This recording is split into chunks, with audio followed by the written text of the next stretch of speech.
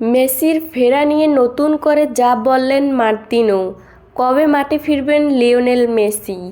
কিছুদিন ধরে বারবার ফিরে আসছে এ প্রশ্ন, তবে এখন পর্যন্ত প্রশ্নের সঠিক উত্তর মেলেনি। সর্বশেষ গত শুক্রবার বিষয়টি নিয়ে কথা বলেছেন ইন্টার মায়ামি কোচ জিরোদের মার্তিনো। তবে এবারও তিনি মেসির ফেরার ব্যাপারে নির্দিষ্ট কোনো তারিখের কথা বলতে পারেননি।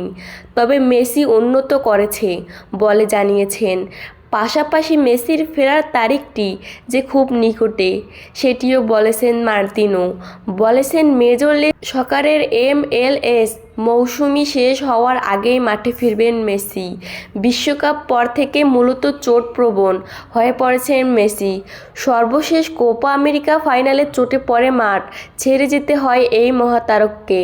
সেদিন মাঠ ছাড়ার পর কাঁদতেও দেখা যায় তাকে। এরপর আরও মাঠে ফেরা হয়নি মেসির।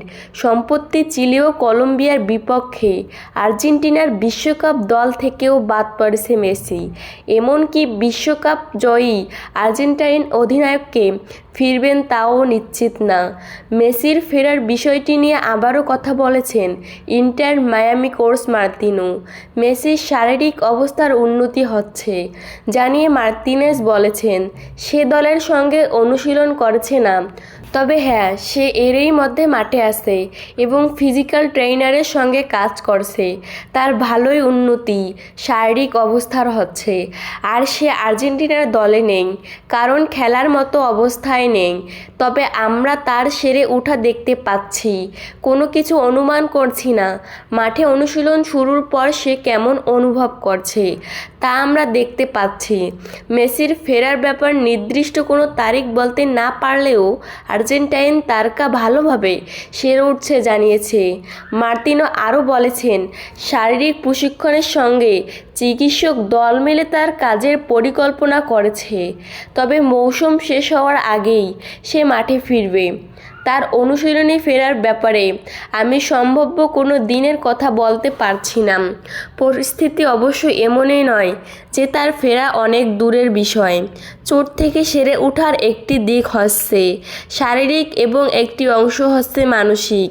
আমাদের উভয় দিক কাটিয়ে উঠতে হবে। আমরা ধারণা সে এই প্রক্রিয়ার ভেতর দিয়ে যাচ্ছে। আগে থেকেই কিছু অনুমান করতে চান না জানিয়ে মার্তিনো যোগ করেন, সে প্রতিনিয়ত ভালো অনুভব করছে। 3-4 দিন ধরে সে মাঠে কাজ করছে। আমরা সময় বলতে পারছি না, কারণ আমরা জানি না।